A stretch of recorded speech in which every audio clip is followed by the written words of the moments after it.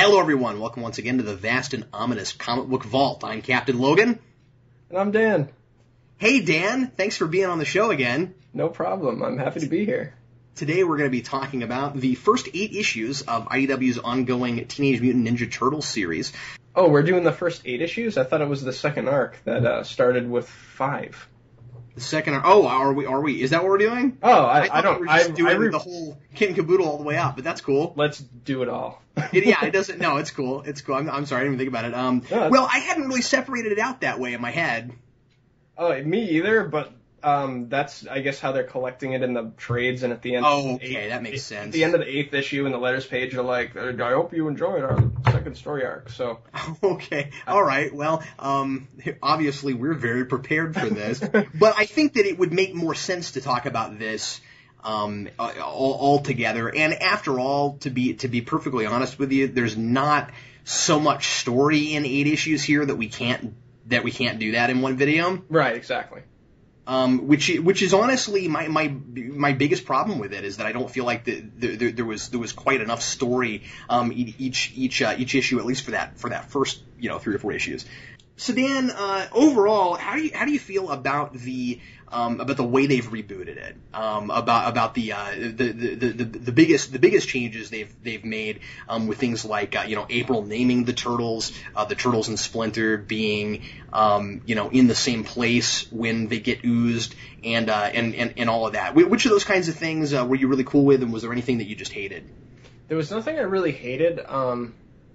I like to look at this sort of as Ultimate Turtles. That's what I refer to it when I describe it to people, because it's sort of like taking they kind of cherry-picked things from every adaptation of the Turtles, like the 80s cartoon. They took stuff from the movies, they took stuff from the Mirage comics, and all kind of threw it together into one kind of amalgam thing. Mm-hmm. And I really like that about it.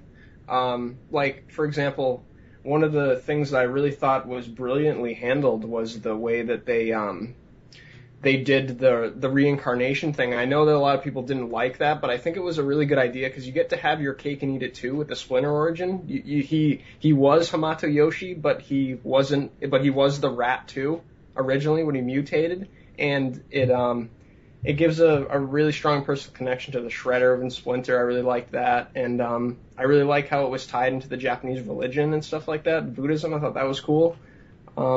And it's not unplausible. I've seen like the Turtles, like in the first movie, they meditate and like see Splinter in the fire and stuff. Like they've done spiritual stuff like that before with Turtles, so it didn't really bother me too much. I really like that about it. And Turtles has always had various types of supernatural stuff. Right, exactly. I mean, we've got, if you can have aliens in alternate dimensions and things like that, then at the same time you can have those kind of supernatural religious elements as well.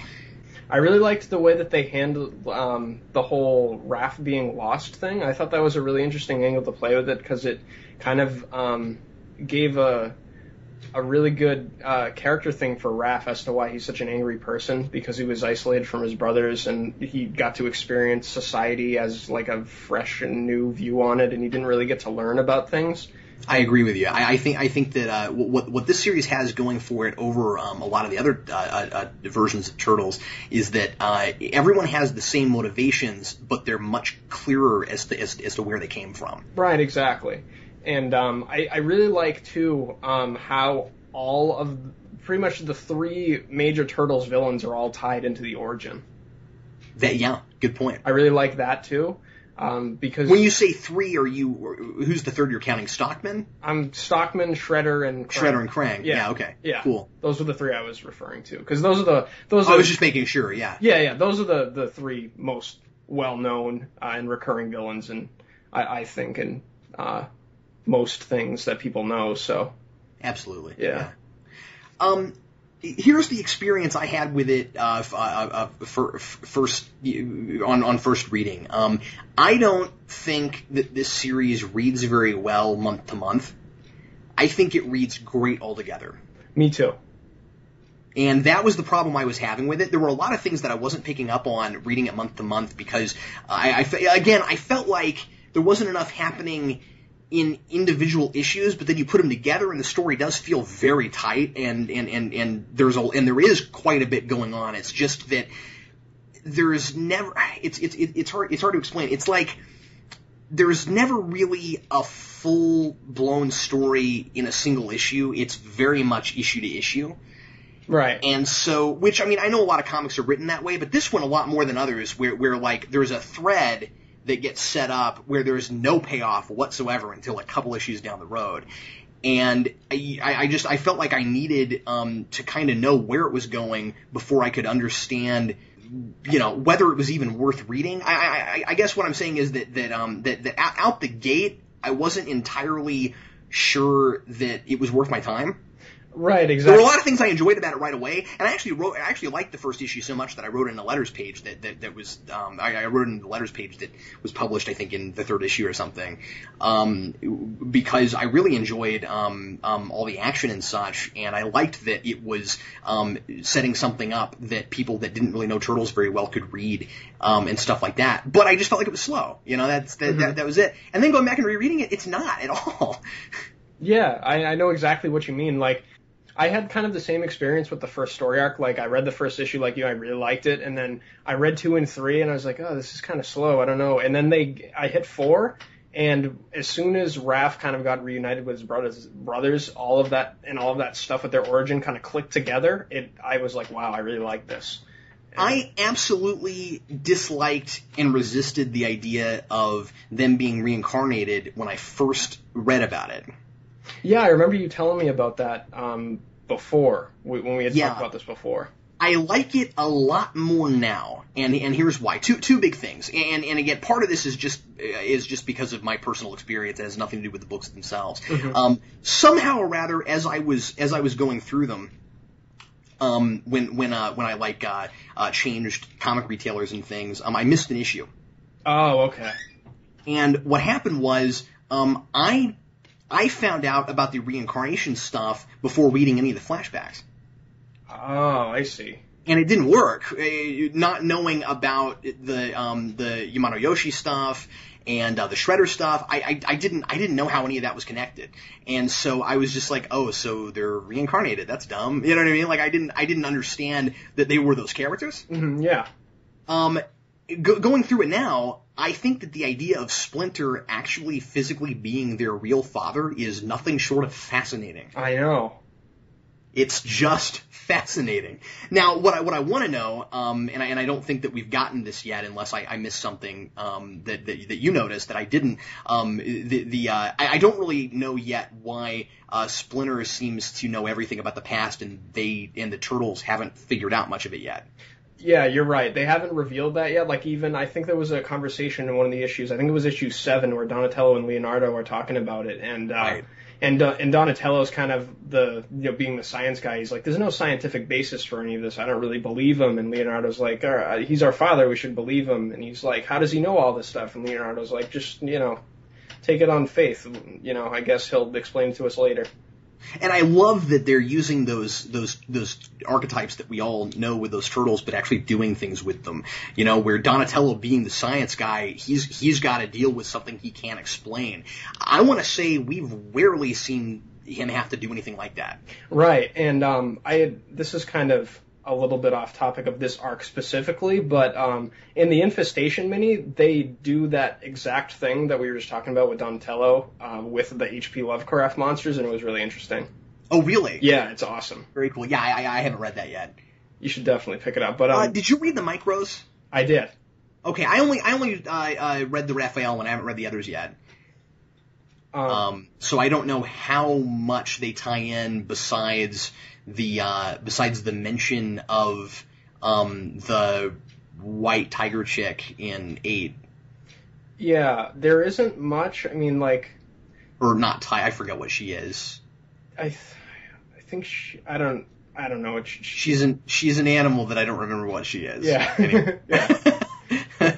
She's white and furry. Yeah, and she's somehow connected to Shredder and Bebop and Rocksteady. Yes.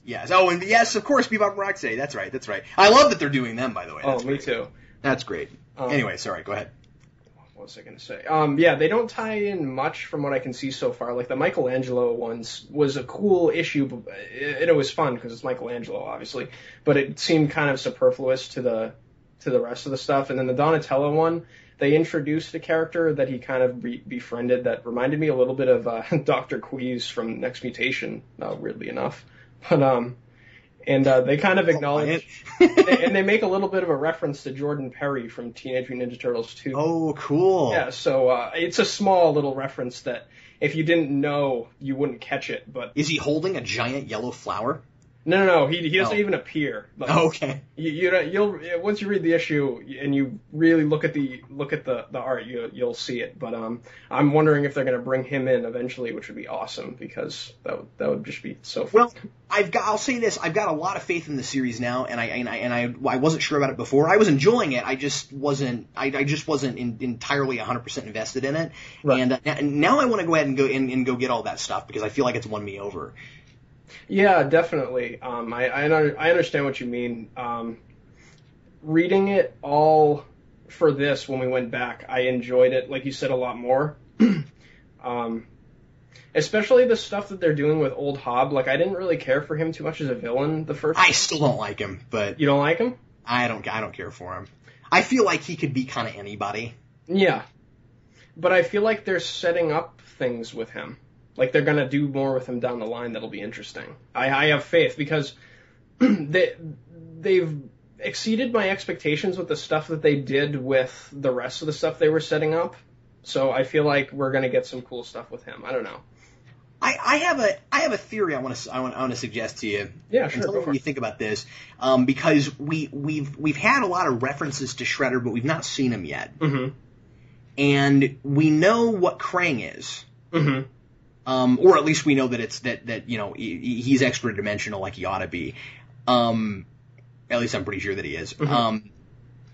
Here's my question: if he is as old as Splinter, and they're both from feudal Japan, and Splinter and the Turtles were all reincarnated into these animals, is Shredder going to be human? I was thinking the same thing when I was reading this. To be honest with you, wouldn't it make a lot more sense if he wasn't? Yeah, that's what I was thinking too. And if he's not, what is he? Right. I was thinking, you know how in the 2003 cartoon, I know they're not going to make him an alien like they did in that because it'd be too similar to Krang, but well, yeah, and I'm sure that we're not even going to have Utroms in this. Right. Exactly. I was thinking that same thing because it reminded me of the 2003 series where he wasn't human, and I was like, they're either going to do something where he's reincarnated and he's not a human, like you said, or it's going to be most likely something to do with the ooze. I think it's got to. Yeah, it's either going to be him reincarnated, the spiritual thing, like he used some sort of magic to keep himself alive, or because they say that he wants this ooze for some reason, like in the issues when Stockman and Krang are talking, they say that his Krang's competitor is a ninja, and obviously it's the Shredder. So I'm thinking, and that's fun that they're not working together. Right, I like that they're kind of at odds with each other, which is cool. Well, it's always, and in these kind of superhero comics, it's always fun to have like two rivals that are equally evil. Right, yeah. That your heroes have to deal with. So you've got a war that's having to be fought on three different fronts. Right, and it always makes things more interesting. Yeah, it's really cool. And I like to mention, too, how much more I like Baxter Stockman in this comic than I have in any other place. Really? That's interesting. I feel like he's nearly the same character he was in the 2003 cartoon show. See, I haven't seen that series in a long time, so that might be why I'm not remembering him as fondly in there. Baxter Stockman is a guy that I wouldn't want to be in any continuity. You know, it seems like, I mean, this series is playing up the idea of destiny a whole lot. It feels like Baxter Stockman is just that guy that is destined to be crapped on. Yeah. In whatever continuity he's in. Yeah. What I've never understood about Baxter Stockman is why he puts himself in these situations where he's working for a guy where if he succeeds, he gets paid really well, and if he fails, he dies. Yeah.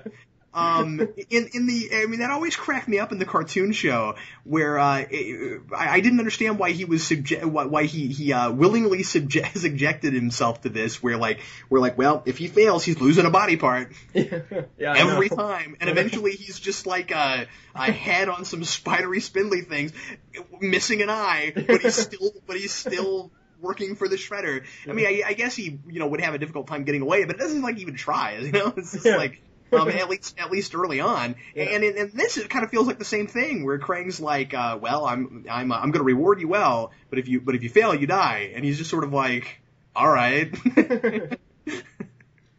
yeah, I know what you mean, but Although to be fair, to anybody that's a big fan of the cartoon show, he did kind of also have this thing where he was trying to double cross Shredder so he could take over and all that. So that's a little bit different, but right. But I don't know. It just seems like he's either gonna be a mutant fly guy or he's gonna be missing body parts. I'm waiting to see what horrible thing happens to him in this. Right. I mean, he's going to be disfigured in some way. There's no way around it. Right. Exactly. I was just, it's kind of interesting. The reason I was talking about how I liked him so much more in here is because I was reading the original Mirage issue where he first showed up, and the issue with the Mausers and stuff, the second issue, and he's just a very typical supervillain in that, and he just does stuff because he's evil. And in here, I feel like he has a clear motivations, and he's kind of suave. And I love the joke that he makes in one of the issues where he's like, "Scotch," and he's just like, "Oh, maybe some of your stone soldiers would like one on the rocks." Oh yeah, that's right. That was funny. Yeah. And we should talk some more about some of the supporting characters. I think that there is more of an attempt to make Casey Jones likable here than I've ever seen. Yes, I like what they've done with Casey Jones and Raph's relationship because it's kind of like them bonding over being outcasts. It was very counterintuitive to me at first. Yeah, and I had to kind of get used to the idea of okay, he's not really going to be the exact same character, where he likes to beat the crap out of people really hard, and Raph has to keep him from. It's a different thing than that, but it's working. Right, and I can see that with people. And another point that I've heard people make, which I can see, is that the Raph and Casey relationship, there's no antagonism, where in the early stuff there was, where they were kind of rivals and stuff, which I can see. Now they're just kind of best pals. And, whenever Casey shows up, like in issue 8, Raph's all grim and upset, and then Casey shows up and a smile immediately comes to his face. It feels like Casey and him, he's almost closer to him than he is with his brothers. Wouldn't you agree, though, but in the context of this, that makes sense and it makes it kind of interesting. It does, yeah. I like it. That you don't have these four brothers that just we take it for granted that they all get along most of the time, except for the occasional, Raphael Leonardo, problem. Yeah. I don't think you could have had both. I think that if you wanted this Raphael, who doesn't know who he is right out the gate. If you wanted him to still have that rivalry with Casey Jones, you would have had to have introduced Casey Jones later. Right. I don't think you could do both at the same time. Mm-hmm, yeah. It's like, let's just crap on this character as much as we possibly can. Casey Jones is the only reprieve he gets before he gets back to his brothers. He's lost, he doesn't know who he is. By the way, I gotta mention this too. That's the other thing that turned me off to the book immediately, and I didn't realize that they weren't doing what I thought they were. It took me a long time to realize that Raphael did not have amnesia. Oh, really? Yeah, and I thought it was just a dumb amnesia thing, and I didn't pick. I guess I was just being dumb. I didn't pick up on it early enough what exactly was happening. That the idea was that he actually didn't even really know his brothers yet. Mm-hmm, yeah. And it took me a while to figure that out. But again, that's why I'm saying I don't think it reads that well issue to issue. Yeah, I can agree with you there, because I remember reading the first issue, and I thought to myself, when I first opened it, I was like, oh, does Raph, what happened to his memory or whatever? And then I realized, he was just born and is just out on the streets later on. I don't know exactly when I realized it, but I was going to mention something about Casey Jones, too. Do you think that they might turn him into the same character later on with a character arc? No, you don't think so? I doubt it. I don't see... that feels like it would be a regression. Mm-hmm, yeah. I don't see how the way he and Raphael kind of build each other up, Because the kind of, well, unless something happens to make him snap. You see what I'm saying? That's what it would I'm have saying. to be something, okay, it would have to be something hugely negative. Like, what if, like, I'm thinking, what if something, because they're setting up... With his dad or something? Or with April. Or with April, like what? I don't know. I mean... You think those two are going to be getting a big fight? You think, like after April learns all this martial arts, then she and Casey are going to have this giant fight for some reason? I don't know, like... I'm kidding. Maybe one of the villains will do something to her or something, I don't know. Oh, that's a really good point. She's been very underused up to this point. So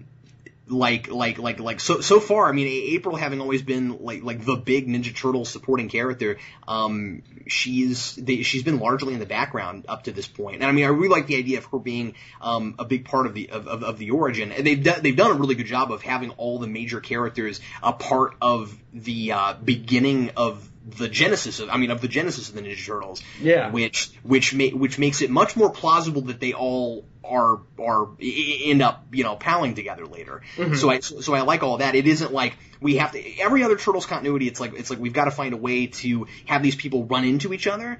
And it's still Raphael running into Casey, mm-hmm. but it's done in such a different way. It kind of fits better. Yeah. But then with April, it's she's an integral part of them, of their beginning in that lab. And I gotta tell you, and I don't know if you agree with this, I didn't like the fact that they did the thing that they always do with April when she first meets them, and that she faints. Oh, you didn't like that? I wish they hadn't done it. Because I feel like they're setting her up to pretty much at this point be kind of the same character she's always been. And I could be proven wrong, because geez, I've been proven wrong about everything in this series so far. I didn't call Jack in this. I had no idea what I was reading. So my game was not on with this comic, but with April, I thought, and maybe this is just gonna be one of those they're not doing what I wanted them to do kind of things. Yeah. But with she names them, she knew them before they were sentient. I kind of liked the idea of April being kind of a mother figure for them. Yeah, that would have been really interesting. Really felt like that's where they were going with it. And then she sees them and faints, and I don't know about that. Because that's not the reaction Casey had. Right, yeah. And why does she have that reaction? Just because she's a chick? I don't know. You know what I'm saying? I'm not sure that's working. Well, I feel like maybe they were trying to juxtapose the two characters against each other. Like, Casey Jones is a guy that's seen a lot of bad stuff in his life, and I feel like he'd kind of be desensitized to some stuff in a way, and April's kind of like the normal girl who has like a good family and stuff, and maybe she'd be more sensitive to that sort of thing. And you're right, because this is just a part-time job for her. She's right. Going to... Right, exactly. So no, that's a good point. Maybe so. Yeah. I hope I'm proven wrong on that. I want their relationship to be very different from what it has been in other places, because I think that it was set up that way. Yeah, me too. Speaking of April and her relationships, do you like that they're setting up her and Casey as a couple very early on? It's okay with me. I don't feel like I've seen enough of it yet to really have an opinion.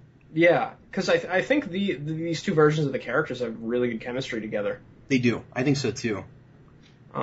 Whereas in other places, it kind of feels like it doesn't feel forced, but it feels like I wouldn't have expected those people to get together, and then it kind of does. You know what I mean? Like even in the first movie, it didn't always work for me as well as I think it is here.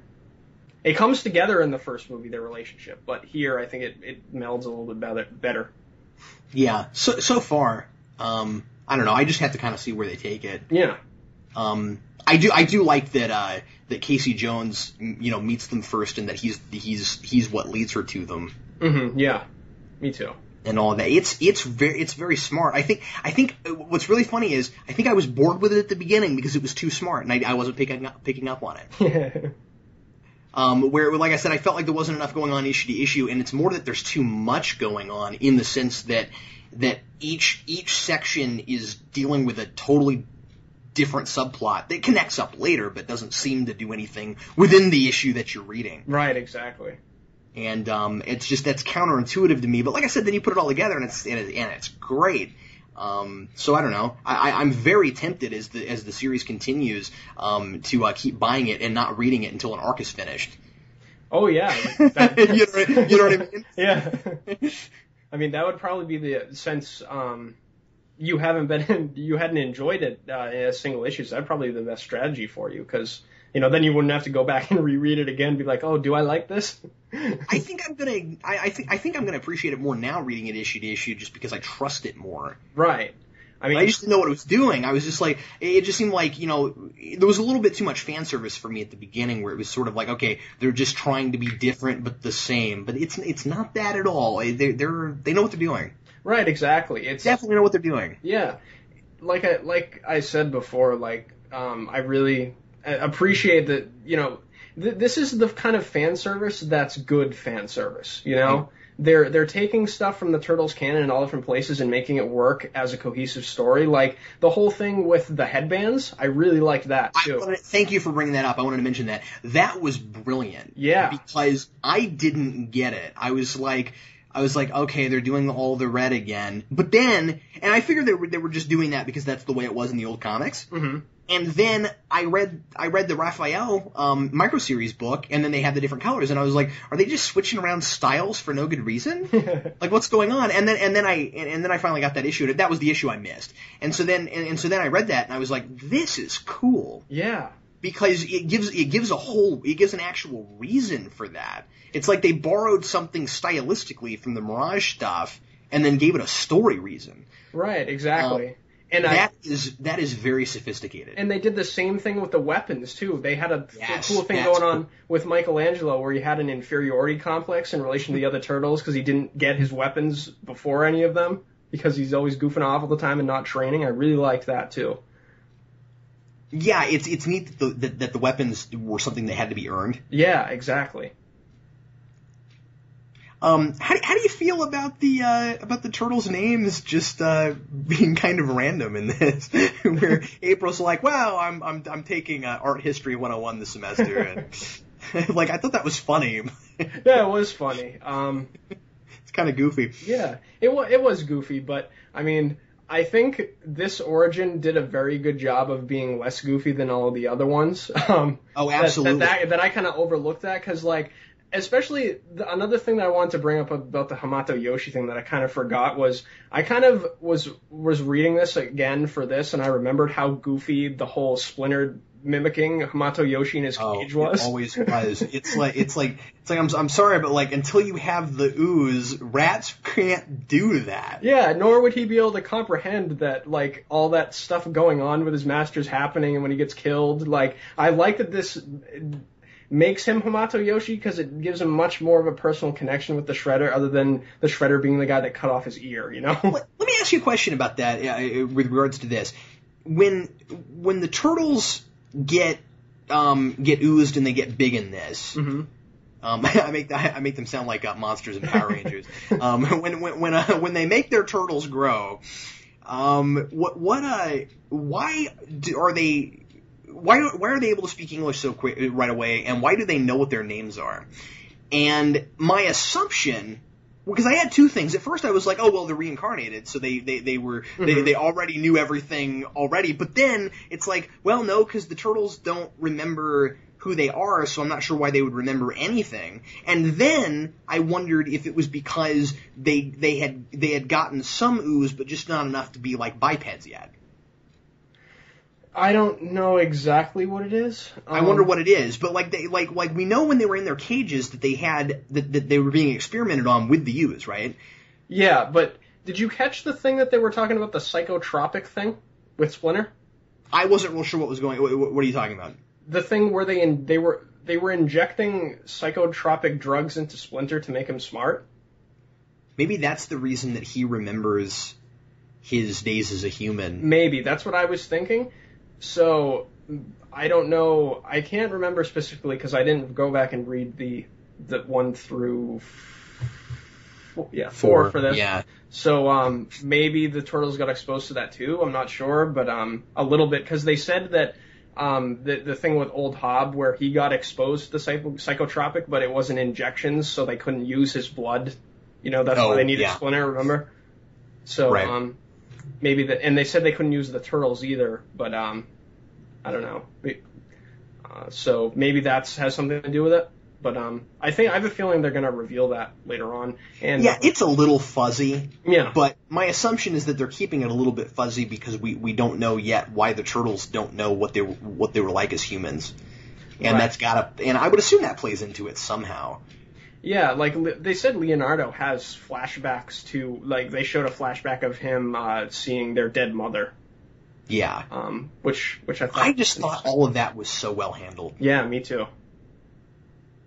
I thought that was great because it was on the level of fan service. It was cool because you got the 80s cartoon origin and the one from the comics in one thing, and it made more sense than both together. Yeah.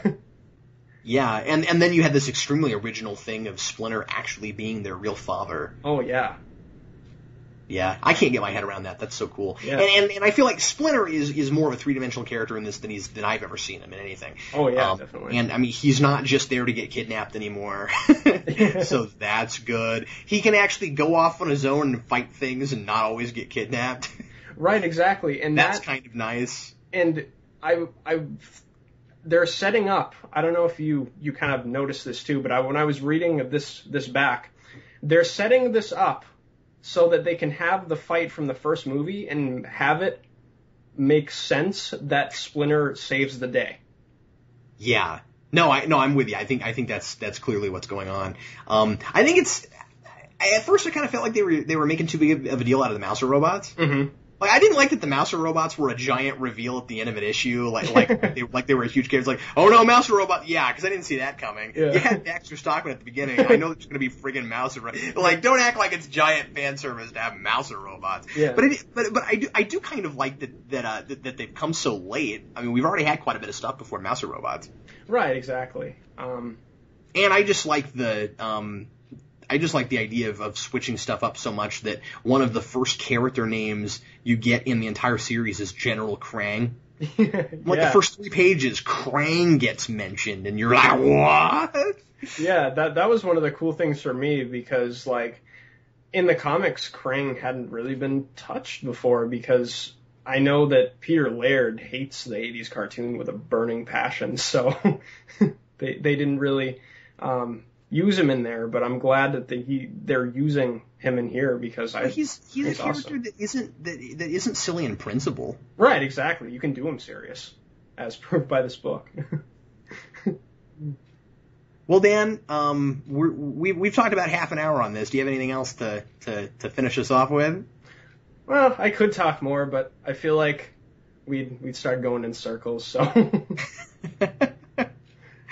Well, hey everybody, thanks a lot for listening to the Comic Book Vault, and of course, that the Comic Book Vault is a vast and wondrous wonderland of comic books that you can both donate things to and buy things from. You can go to wearegeeksnotnerds.com, click on the Comic Book Vault, or you can go to eBay and do a search for Captain Logan 1989, see what we've got for sale right now from the Comic Book Vault, and you can also send us stuff if there's anything you'd like to see me review on the Comic Book Vault at our P.O. Box. That's Geekvolution, P.O. Box 14183, Lenexa, Kansas 66285. Dan, thanks a lot for being with me. I think we're gonna do this again together really soon when after Incredible Hulk 7, I think.